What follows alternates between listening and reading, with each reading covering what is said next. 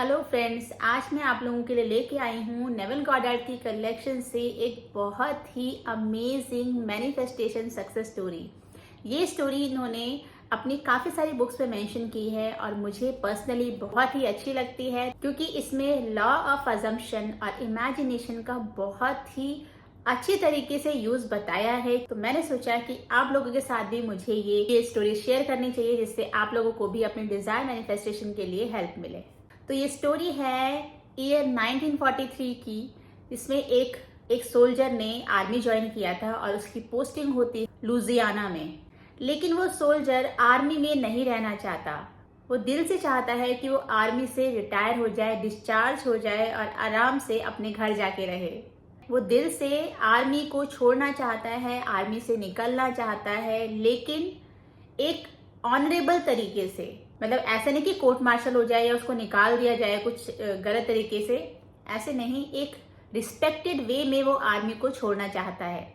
और इसके लिए एक ही रास्ता है कि वो अपनी आर्मी से डिस्चार्ज के लिए एक एप्लीकेशन दे और वो एप्लीकेशन उसके कमांडिंग ऑफिसर को अप्रूव करनी होगी, तभी उसका डिस्चार्ज इफेक्टिव होगा, नहीं तो वो आर्मी से उसका डिस्चार्ज माना नहीं जाएगा। और आर्मी रेगुलेशंस के अकॉर्डिंग, आर्मी के नियमों के अनुसार उसके कमांडिंग ऑफिसर ने जो भी डिसीजन लिया, वो चाहे उस एप्लीकेशन को अप्रूव करे या उसको डिसअप्रूव करे, उसके फैसले के बाद, उसके डिसीजन के बाद आप उसको हायर अथॉरिटीज को अपील नहीं कर सकते। मतलब वो कमांडिंग ऑफिसर का डिसीजन ही फाइनल डिसीजन होगा।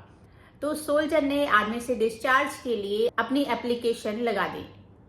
विदिन 4 आवर, 4 घंटे के अंदर ही उसकी वो एप्लीकेशन उसके पास वापस आती है और उस पे स्टैंप लगी होती है डिसअप्रूव्ड। मतलब उसकी एप्लीकेशन को खारिज कर दिया जाता है। अब सोल्जर को पता था कि भाई एज पर आर्मी के रूल्स वो अपने कमांडिंग ऑफिसर के इस डिसीजन को वो चैलेंज नहीं कर सकता, वो कहीं और हायर अथॉरिटी पे भी अपील नहीं कर सकता है क्योंकि कमांडिंग ऑफिसर का ही डिसीजन फाइनल डिसीजन है।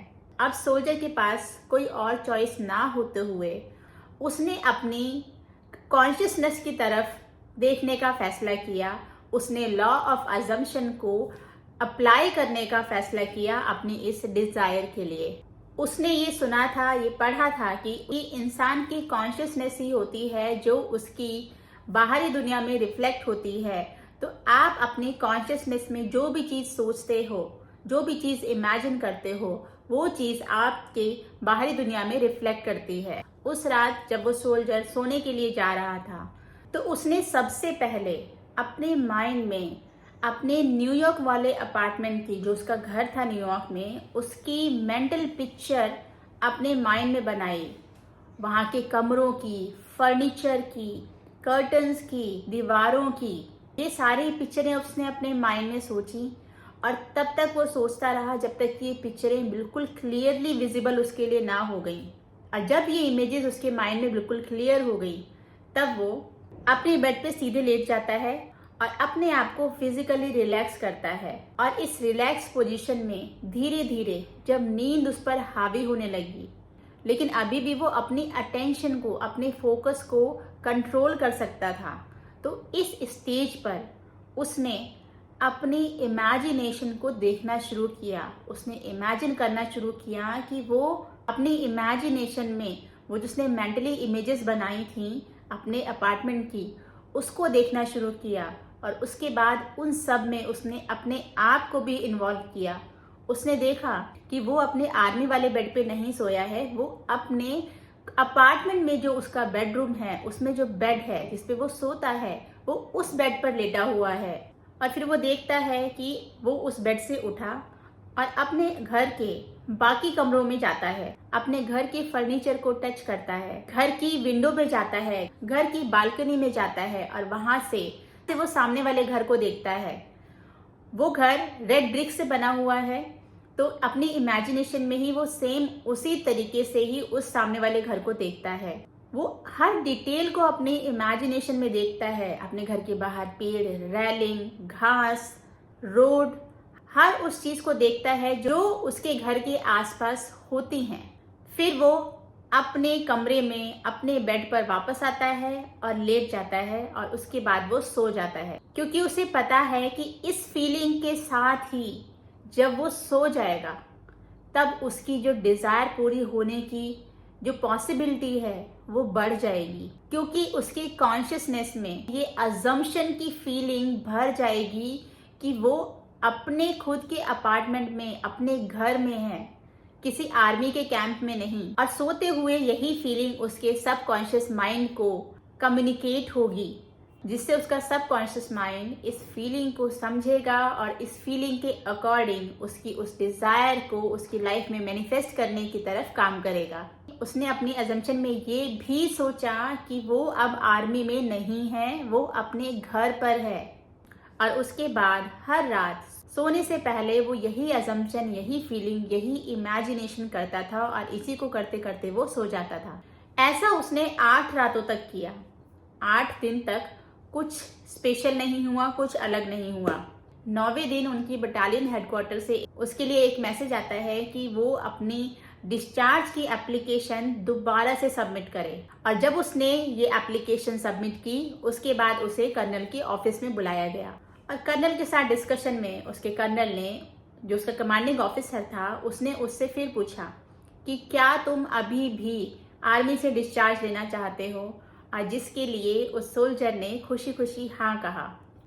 कर्नल ने उसको आर्मी ना छोड़ने के सैकड़ों रीजन दिए जिससे कि उस सोल्जर का डिसीजन चेंज हो जाए, लेकिन सोल्जर अपने डिसीजन पे फर्म था। उसने कहा कि वो आर्मी छोड़ना चाहता है। कर्नल ने उसको कहा कि पर्सनली वो इस डिस्चार्ज के खिलाफ है, इससे एग्री नहीं करता, लेकिन फिर भी उसने इन सब चीज़ों को साइड करके उसकी एप्लीकेशन को अप्रूव कर दिया। और उसके एप्लीकेशन के अप्रूव होने के कुछ ही घंटों बाद वो सोल्जर अपनी पैकिंग करके रेलवे स्टेशन की तरफ भागा। और अब वो एक सोल्जर नहीं, एक सिविलियन है, और जो अपनी डिजायर पूरी होने पर खुशी खुशी अपने घर वापस जा रहा है। और उसको आर्मी से डिस्चार्ज एक ऑनरेबल वे में मिला है, एक रिस्पेक्टफुल वे में मिला है। ऐसा नहीं कि उसको निकाला गया है, उसने प्रॉपर एप्लीकेशन लगाई और उस एप्लीकेशन को उसके कमांडिंग ऑफिसर ने अप्रूव भी किया। तो कैसी लगी आपको ये मैनिफेस्टेशन सक्सेस स्टोरी? मुझे तो ये बहुत इंस्पायरिंग लगी।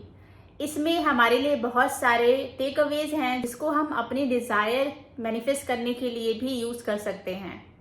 लॉ ऑफ अजम्पशन का बहुत ही बेहतरीन यूज इसमें बताया गया है कि कैसे आप उसको एक वेरी इफेक्टिव वे में यूज कर सकते हैं अपनी डिजायर को मैनिफेस्ट करने के लिए। नॉर्मली जब हमें बोला जाता है इमेजिनेशन करने के लिए, सोने से पहले आपको विजुलाइज करना है, इमेजिन करना है, तो हम क्या करते हैं कि हम ना डायरेक्टली विजुलाइज करने में लग जाते हैं बिना कुछ सीन सोचे समझे। जैसे नेविल गॉडार्ड का 3 स्टेप मैनिफेस्टेशन प्रोसेस जो मैंने आपको बताया था, उसमें फर्स्ट प्रोसेस था कि आपको आपकी डिजायर क्लियर होनी चाहिए, जो इस सोल्जर के पास थी कि वो आर्मी से रिस्पेक्टफुली डिस्चार्ज होकर अपने घर जाना चाहता है। दूसरा पॉइंट है कि आपको एक सिनेरियो क्रिएट करना है कि आपकी जब डिजायर पूरी हो जाएगी तो तब उसके बाद, आपकी डिजायर फुलफिलमेंट के बाद आपकी लाइफ में क्या होगा, ऐसा कोई इंसिडेंट आपको सोचना है। जैसे इसमें सोल्जर ने सोचा था कि वो आर्मी से डिस्चार्ज हो चुका है और अब वो एक सिविलियन है, अपने घर पे है और वो अपने घर में मूव कर रहा है। और वो डायरेक्टली इस चीज को इमेजिन नहीं करने लगा। उसने सबसे पहले, मतलब जो बहुत अच्छा पॉइंट मुझे लगा है कि सबसे पहले उसने एक ब्लूप्रिंट अपने माइंड को दिया कि उसे क्या देखना है। उसकी इमेज को पहले क्लियर किया अपने माइंड में। उसने अपने घर को सोचा, उनकी दीवारों को, फर्नीचर को, इन उसके घर के कमरों को, इन सब चीज़ों को उसने अपने माइंड में क्लियरली पहले देखा। इमेजिन करने से पहले उसने अपने माइंड में इन चीज़ों की पिक्चर बनाई। और जब एक बार वो पिक्चर क्लियर हो गई, तब उसके बाद उसने उस इवेंट को इमेजिन करना शुरू किया। इन क्लियर इमेजेस के थ्रू उसने अपने घर का एक व्यू बनाया और उस व्यू में अपने आप को इन्वॉल्व किया कि वो खुद उस घर में घूम रहा है, फर्नीचर को टच कर रहा है, बालकनी में देख रहा है, रेलिंग को टच कर रहा है, सामने पेड़ पौधे देख रहा है, सामने वाले घर को देख रहा है। तो उसने इमेजिनेशन में उन क्लियर इमेजेस के साथ अपने आप को भी जोड़ा।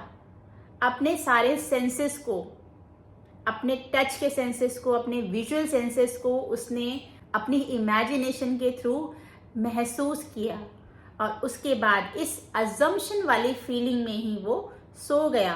क्योंकि जब आप उस फीलिंग के साथ सो जाते हो तो वो फीलिंग डायरेक्टली आपके सबकॉन्शियस माइंड में जाती है और आपका सबकॉन्शियस माइंड उस फीलिंग के जरिए आपकी डिज़ायर को आपकी लाइफ में मैनिफेस्ट करने के लिए काम करना शुरू कर देता है।